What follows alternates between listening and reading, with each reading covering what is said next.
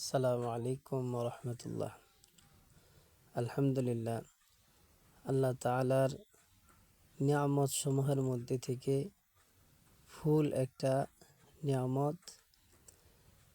যে ফুলকে ভালোবাসে মনে করতে হবে তার অন্তরটা পরিষ্কার, কারণ ফুল একটা পবিত্র জিনিস। এখানে দেখা যাচ্ছে কত সুন্দর সুন্দর ফুল, গাঁদা ফুল, ওদিকে আছে স্টার ফুল, গোলাপ ফুল, সাদা গোলাপ, লাল গোলাপ, বিভিন্ন আইটেমের ফুল দেখা যাইতেছে।